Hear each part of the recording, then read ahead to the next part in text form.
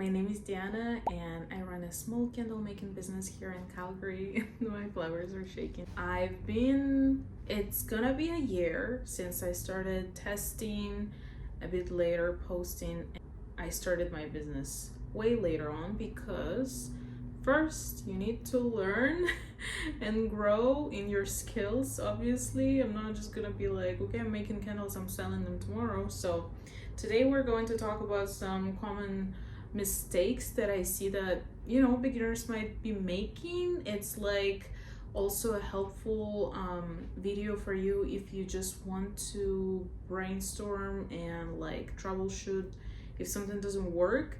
And that's totally fine if you seem like you know what you're doing but you still make mistakes, or just like it doesn't work the way you want it, you don't get the results you want. It's absolutely normal, especially if you're working with new fragrance or new wick or new jar. It's gonna be happening all over. So the first point I will talk about is that you pick the wick only based on the diameter of your jar, because it's a combination of things. It's not only jar is like 3 or 4 inches wide, so this is the size of the wick I pick. It's not only that, especially if you're testing out new fragrances. With some fragrances it can work like more complicated and you need to troubleshoot more. Or for example, it's specific formulation. So let's say you use the same formulation before, you use the same jar, the same wick, and specific type of fragrance, and the specific percentage, like 8% of the fragrance load. And then maybe for this specific fragrance, the wick doesn't work at all, or you need to try 9% or 10%, and that might work. That's why it's important to write it all down when you're doing the testing of the new materials and new fragrances. Second point is not doing the proper burn test. I would say this will be the main and most important point out of all the mistakes. What do you need to look for when you're doing the burn test? We'll see how the flame behaves, how your melt pool is, to check the vessel temperature if you're using the new jar, if there's soot or if there's mushrooming, and the overall experience, the hot throw, how does it feel in general.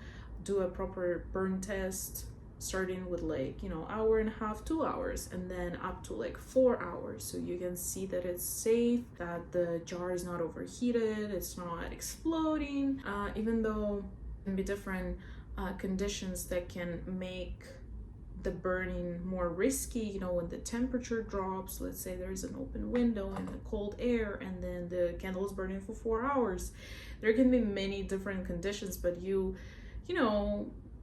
still need to test the jar and other things in the candle. Point number 3 would be adding fragrance at the wrong temperature, meaning that when you pick your wax, and usually if you get it from the proper supplier, you will have the option to see like specifications about this wax. Usually they have recommendations about the wax type and what is the fragrance load recommended, what is the temperature recommended. I would say, like, for me, pretty comfortable with the soy wax I use when it's like 175, 180 Fahrenheit.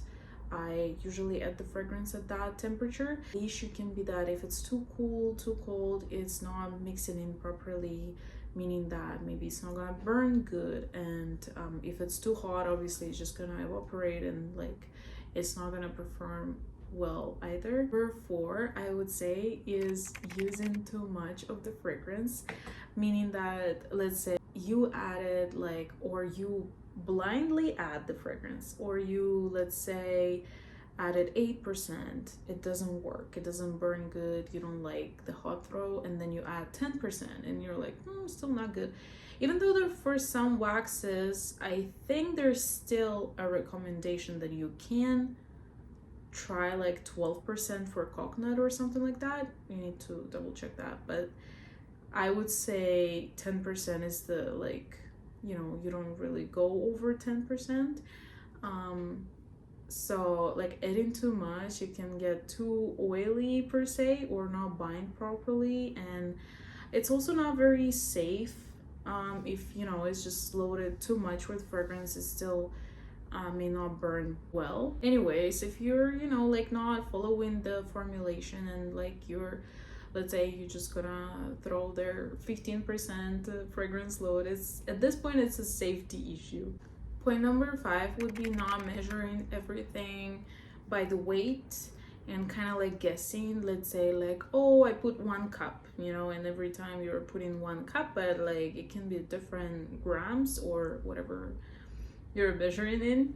But let's say, you know, if you measure in just a cup or something, and it's like this time it's 180 grams, this time it's 190 grams, and it's just not good for your performance, and then, you know, all the candles will perform differently.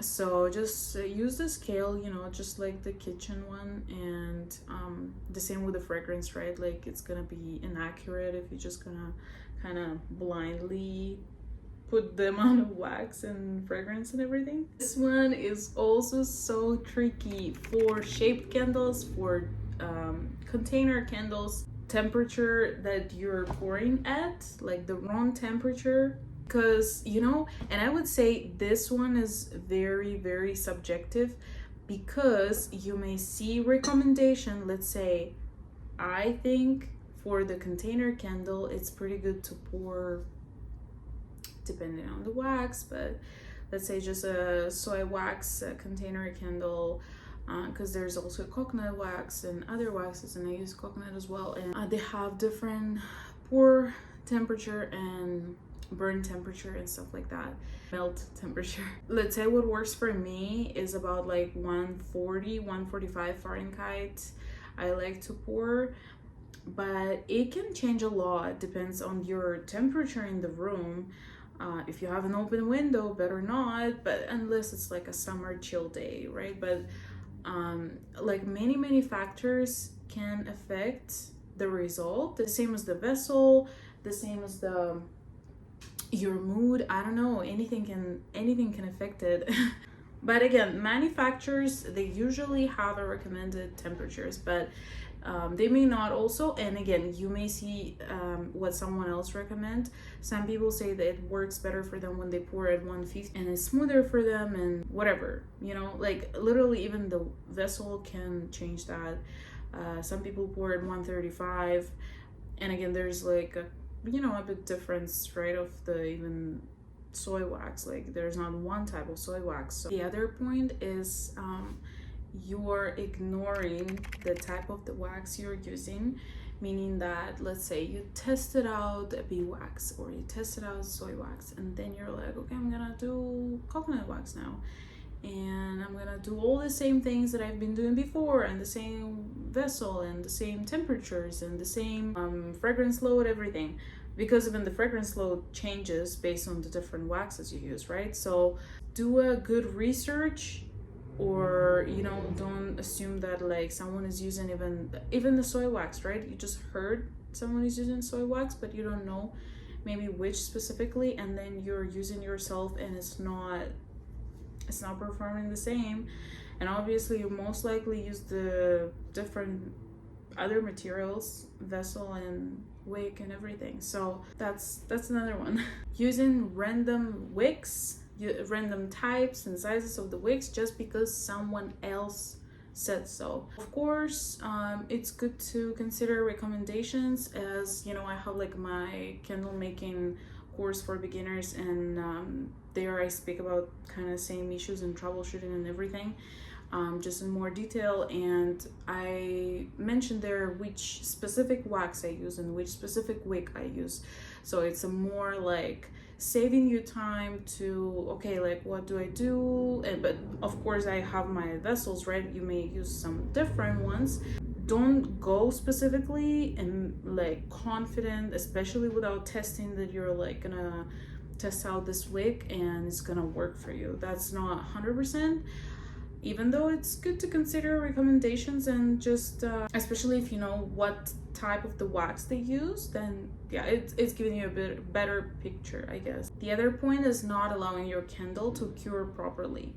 This comes more to, especially if you're just testing the new fragrance, the new vessel, whatever materials you're using. I know that many candle makers recommend, and it's generally recommended for the best performance, to cure for like 2 weeks, for like 14-12 days. And I figured that for my, I don't know, I did different tests, and for my experience, it works pretty good with 1 week, sometimes in 5 days, but I would say 1 week is pretty good whenever I test, and with soy wax at least.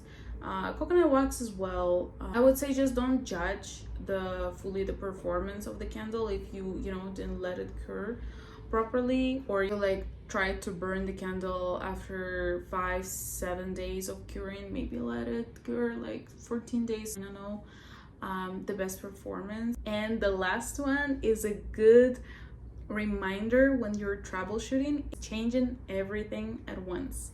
For example, you made a candle and you're like, okay, it's not burning good, or whatever is the issue. Maybe the hot throw is the issue.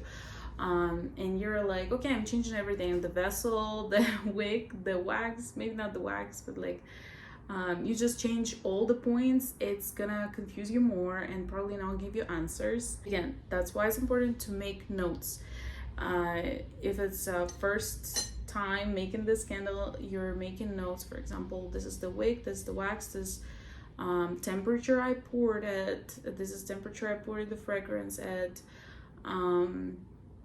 This was, you can even mention like what was the room like temperature. If you can tell specific temperature of the room, that would be even better.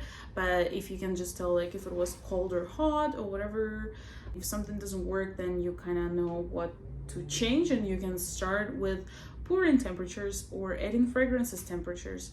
I would troubleshoot that first, and then moving from that, if it doesn't work, then you're like, okay, maybe I need to change the wick, maybe it's too small, maybe it's too big. There's so many things falling into this that it's like, it's such a cool and interesting industry, I would say. But it's like a lot of science, it's a lot of physics, it's a lot of all those things. So yeah, I don't know if this would help you. Maybe it would, especially if you're just a beginner. I think this would be helpful. So yeah, let me know. Thanks so much for watching, and see you in the next video.